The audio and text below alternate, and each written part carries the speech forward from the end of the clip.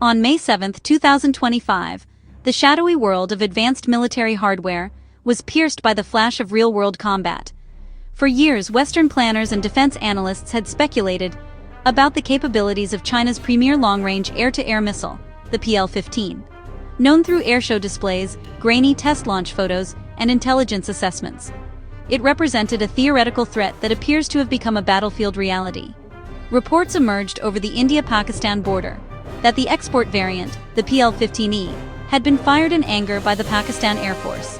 Its combat debut provides first concrete data on performance, reliability, and tactical effectiveness.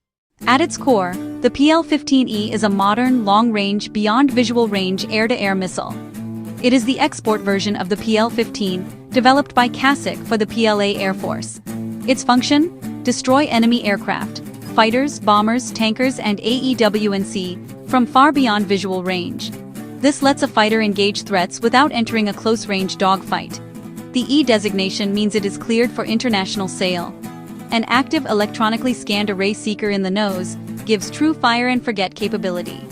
A dual-pulse solid-fuel motor preserves energy for a final high-speed intercept, making evasion harder. Declared PL-15E range is often cited at 145 kilometers. Domestic estimates run 200 to 300. It is often compared to the AM-120D AMRAAM in capability and intent. Reported use in combat moves it from paper tiger to proven threat. Pakistan's acquisition of the PL-15E was the centerpiece of a major modernization deal with China. A landmark agreement, about $1.5 billion, bundled jets and missiles. Pakistan became the first international customer for the J-10CE and the PL-15E. Roughly 240 PL-15E missiles were included. The move answered India's Rafale armed with the long-range Meteor ramjet missile. The J-10CE and PL-15E combination was a direct counter. Integration was slated for the JF-17 Block 3 to deepen the magazine across the fleet. For Pakistan, it reshaped air defense and offensive strategy. For China, it was a strategic and commercial win, with fewer political strings attached. Access to game-changing technology for Pakistan, influence and feedback for China. The first week of May 2025 saw dramatic escalation, culminating in intense aerial engagements. The conflict ignited on May 7, 2025. Pakistan launched retaliatory strikes. The PL-15E is believed to have been used for the first time. Both sides committed major air assets to the border region. Over 114 aircraft were involved, 72 IAF, 42 PAF, in a mostly beyond visual range fight.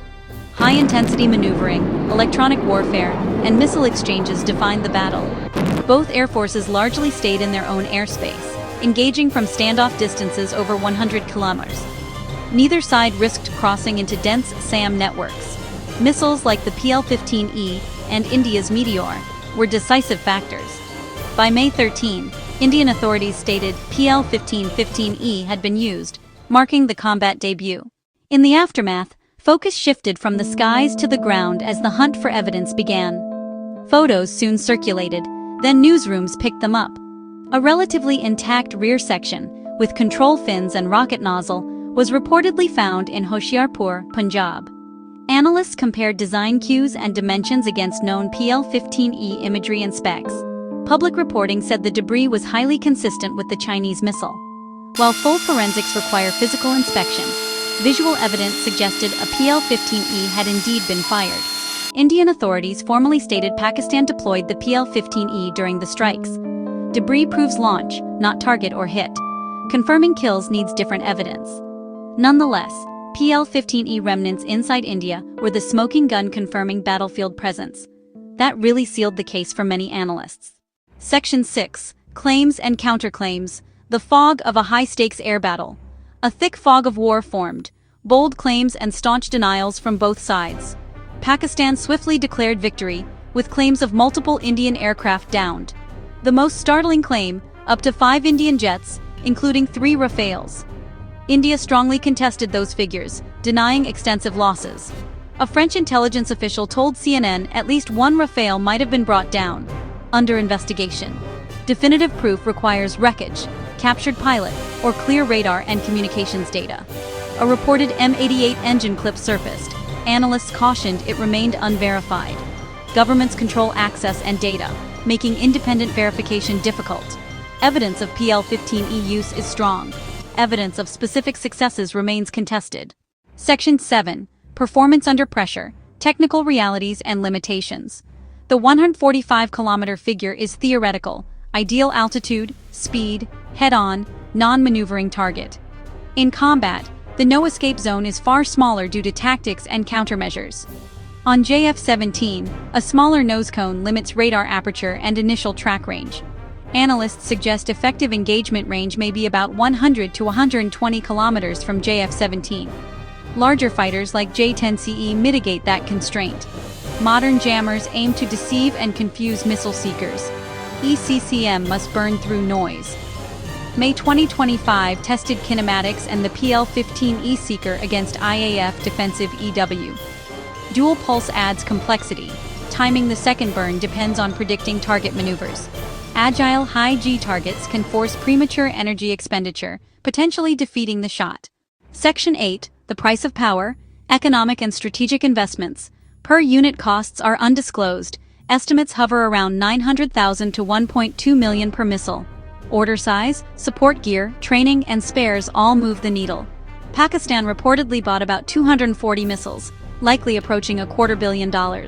They arrived bundled within a $1.5 billion package including J-10CE fighters. Integration demands extensive pilot and ground crew training, new tactics, and logistics changes. Crews practice in simulators and adopt specialized equipment and procedures. For China, exports validate R&D, improve production efficiency, and lower domestic unit costs. The sale strengthened an ally, challenged a rival, and fed the defense industrial base. Strategic benefits compound with each export and operator feedback cycle.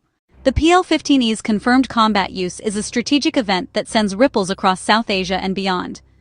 For India, a stark wake-up call that challenges assumptions about air superiority. It forces immediate re-evaluation of tactics, training, and procurement priorities. Expect acceleration in advanced BVR missiles and electronic warfare capabilities.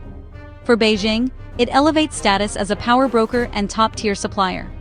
Combat debut acts as the ultimate advertisement, attracting customers beyond Western or Russian suppliers.